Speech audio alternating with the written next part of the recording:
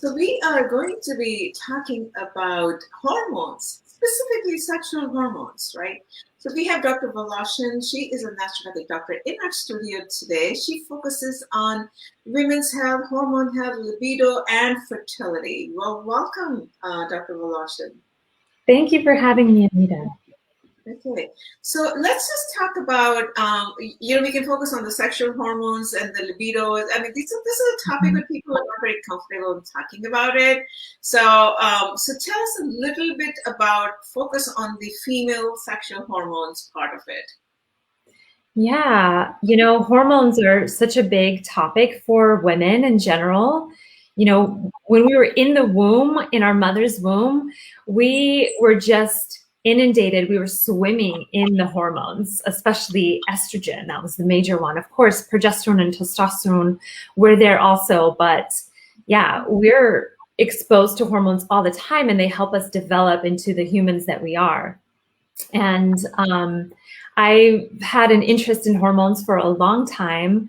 So many women, you could really say most women struggle with either fatigue or PMS or, some sort of fertility issue or headaches, some sort of hormonal problem, right? And so, yeah, there's just so much to it. PMS, acne, low libido, PCOS, endometriosis, hot flashes, headaches, migraines, hair loss, or weight gain. It's just like, wow, so much there. Yeah, yeah. So to help us explain the low libido part. I know you specialize in the low libido, and especially for women. Like you said, women we all of us have such an interesting and a crazy journey, right? Right from our puberty to PMS and fertility, and then moving on forward. So the low libido, does it happen only when women are close to menopause, or does it can it also happen, when we are going through PMS issues or the fertility? I mean, what happens here? Yeah, honestly, low libido can happen at any time. It doesn't have to be, later in life with menopause. Actually, a lot of young women struggle with low libido too. They just never really had a libido. Some young women in their teens, have a high libido, and then some just have no interest at all. And so it can happen to anyone. So is it like the hormones that's controlling the libido? I mean, that's what I'm assuming. Like, let's say young teenage or fertile kind of a woman, in their 20s, if they have low libido, what is the reason for low libido at that time? During that time frame. Yeah, it can be hormones for sure. So the main hormones that are responsible for libido are estrogen and also testosterone mostly. And, for women, we have maybe 10% of the amount of testosterone that men do, but still it's very important in order to get us aroused. And then estrogen also. So everything has to be in balance. But then also stress and our mental emotional picture. How were we raised? Was sex a taboo topic? Which for most of us it was. I don't know about you, but it was for me. And it was just like, oh, sex is like, we don't do that. Yes, we have. Yeah, Asian countries are the same way, like, right? Yeah, exactly. So there's so many reasons, especially if there's any sort of abuse that happens, mental, emotional, or sexual abuse. Yeah, that can really play a role. And every individual is different. You might have a similar story, but you respond differently to it. So yeah, if a woman came in with low libido, I would definitely check out her hormones, not only her sex hormones, but also her thyroid, because if your thyroid isn't producing the right amount of hormones, then, it kind of causes a cascade and things just get pulled from other places. So what type of test would you do? Like someone comes into your clinic, they are young, like in their 20s or 30s, for that, for them to be not having low libido problems from a statistics point of view, what type of different tests would you start then? Like you said, thyroid test and hormone test, anything else? And then you understand their history as well as stress. Absolutely. Yeah. I really like to run a full blood panel. So, a CBC, which is a complete blood cell count, looking at iron, white blood cells, their immune system, their how their kidneys and liver is functioning. And then the thyroid hormones T3, T4, free T3 and free T4, TSH, and then the sex hormones, obviously estrogen, progesterone, and testosterone. But then I also would want to look at LH, FSH, and then the breakdown of the different estrogens, estrone, estradiol, estriol, and DHT, the dihydrotestosterone, which is often seen as the bad one, which when it's in excess, it can cause, male pattern baldness and things like that. Cortisol, that's a big one too, that has to do with stress and how much energy we have. Because if you have low energy, you're not going to have energy for sex, right? Yes. So yeah, I always like to share the story about, when you're being chased by a tiger, when you're under high stress, you're not going to produce a baby. You're in survival mode. And so, your ovaries are going to kind of shut down because that's not important for you to survive. So handling the stress is going to be super important as well. And sex is not just only a physical thing, right? It's also very mental and emotional. For all of us to connect with someone, it's just not only, at least for women, I would say that, not only a physical thing, right? Yeah, From a absolutely. medical point of view.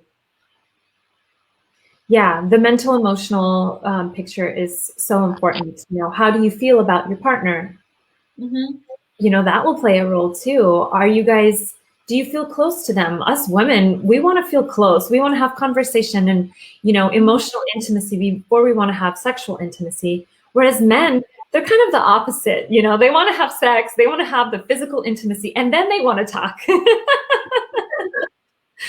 So, yeah.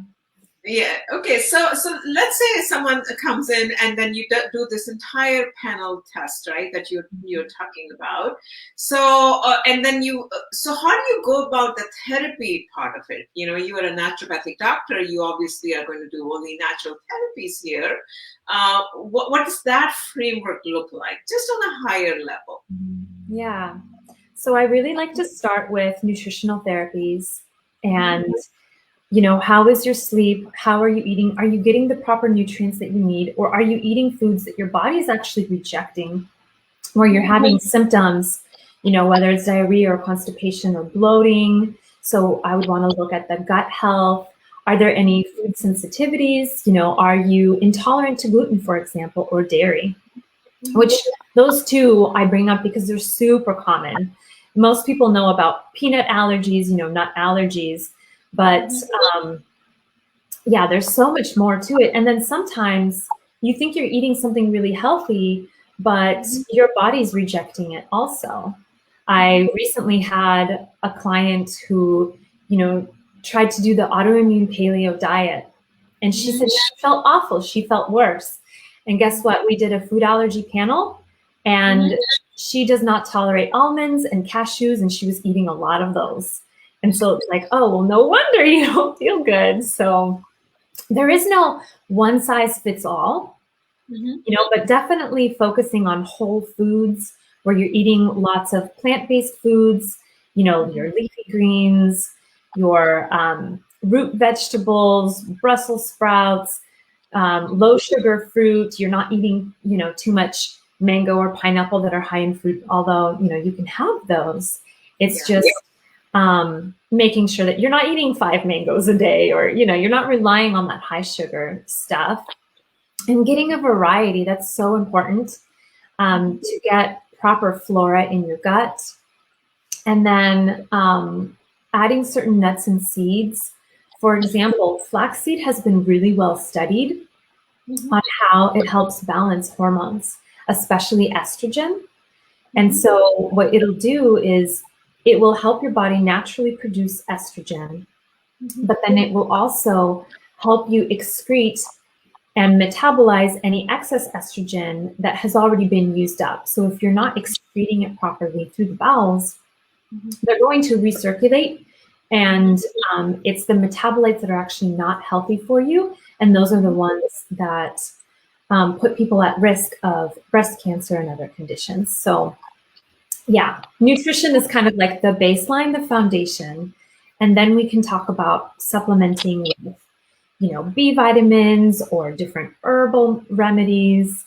There are lots of wonderful herbs for fertility and for hormone balancing. Like black cohosh is a well-known one. Maca is really great for fertility. There's fertility and libido, that's what I meant. Yeah. Some other remedies, IV therapy is a good one too, to get people's nutritional status up really quickly. And if I suspect that someone has lots of nutritional deficiencies, I'll usually do a micronutrient test, which tells me how much is in the blood, but also inside the cell of each nutrient. And then we can really customize it versus me just going based on symptoms, because sometimes, it's a handful of things that it could be. And yes, sure, I could give you all of those, but it's kind of nice to be more specific with it. So, yeah. Absolutely. So there's a lot of it. Like there's a testing, and it's literally going down to a cellular level, 2 points, right, for each of your client, and then then telling them personalized diet recommendations or herb recommendation. And what about the exercise and mindfulness and other kind of? Do you also touch upon the exercise part of it? Yes, absolutely. I definitely want people to be active, and I want people to be active in a way that's fun for them. What's enjoyable? Do you want to be, does running on a treadmill motivate you? It doesn't motivate me, for example. I want to be outside, or I want to do something fun like, dancing, Zumba, or yoga or something like that. So I really encourage people to find something fun and interesting, and maybe change it up too, and not just do the same thing over and over again. Again, variety is a spice of life, right? Yeah. And mindfulness, that is very important. When we're rushing throughout our day, and we just go and like scarf our lunch really quick in 5 to 10 minutes, it doesn't really give our body time to digest. It's kind of the same thing as, being chased by a tiger. You can't really digest. It's either fight or flight when you're being chased, or rest and digest when, you're eating, or you want to have sex or make a baby, and relax. So, and sleep too. So you have to be in that mindful state.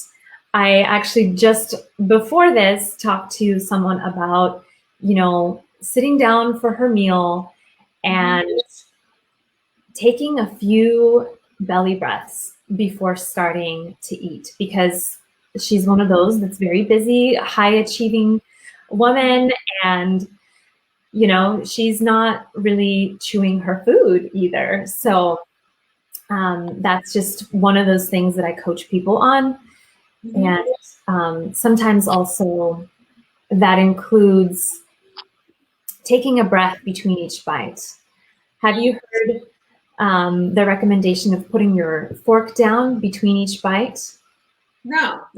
Oh, yeah. That's something that's suggested for people that eat really quickly. And you can do the fork, or you can take a breath, whichever one works for you. But early on in my career, before I actually started this career, I was taught by my naturopathic doctor, to take 5 to 10 deep breaths before each meal to really get myself into rest and digest. You want to start the juices flowing in your mouth, and then the juices flowing in your stomach, so that you're producing the right amount of acid and the right amount of enzymes to break down the food. Otherwise, you can't absorb the nutrients that you need. And then we have to rely on supplements and, things like that. So getting to the root cause. relish your food, right? When you're eating, just enjoy, right? And Yeah. that's what in Europe and Asia, that culture exists, still exists to some degree. I think in United States, we are always in a hurry. I grew up in Asia, in India, and then the food is a big thing. You used to be, I mean, it still is whenever I go visit. And it's a huge thing, but I think here we're so busy that we just don't have time to eat. I mean, gulping our food down. Mm-hmm. Mm-hmm. You know? Yeah, exactly. Yeah, that is definitely one downside to being in America. We have the longest amount of work hours and the least amount of vacation time and like maternity leave and paternity leave. And so yeah, it's a price that we pay. And getting And so, back. yeah, so and everything affects the libido part. All these things that you're talking about. These are small things, but it does make a difference, right? Mm-hmm. Mm-hmm. It's really common for stress to be a factor in libido. It's one of the number one reasons behind it. And the mindfulness will help. I think I have a spider right in front of the screen. Oh my gosh, that's funny. Okay, so these are really good suggestions and what women can do to improve their libido. How would you summarize? Like, what would you tell these women now? Mm-hmm. Yeah, I would say really look at your foundation, your diet and your lifestyle. Are you being mindful? Are you taking the time to really be with yourself, to breathe, feel into your body, slow down and smell the roses? That, little cliche, but it's so true. Mm-hmm. And making sure that you're hydrated, you're getting proper nutrients with your fruits, your vegetables, your root vegetables. That's not to say that you can't have meat, but making sure that you're getting your fruits and veggies in. And also, how is your relationship with your partner? Are you guys communicating? If he's not turning you on, maybe talk to him about things that do turn you on and what you like that he does or he used to do. When he'd come home and he'd kiss your cheek or your neck or something like that, you can remind him, hey, I really like when you do that, and bring back that spice. Okay. Yeah, bringing back the spice, I think for a lot of a lot of people is important because that is spice of life, right? That's what we talk about. And then anything else before we wrap up? Yeah, if you need help, don't try to do this on your own. It will take you 10 times longer and it will be so much more frustrating trying to do it on your own. Reach out to me, reach out to your naturopathic doctor or your functional medicine doctor. We are there for you and we are happy to guide you. So, yeah. Thank you so much. I know that we wanted to touch on this topic. I mean, this is a little bit like people don't feel comfortable talking about sex and libido, but we want to bring all kind of topics here to our talk show so that people can understand how natural therapies can pretty much help you for any of the chronic conditions and any of the issues, of course, except for some emergency. But that is the whole intention. And let us know if you want to see any other topic, and please give us feedback. Thank you so much for being with us, and have a great day, everyone. And thank you, Dr. Voloshin, for being with us. Thank you. Have a good day.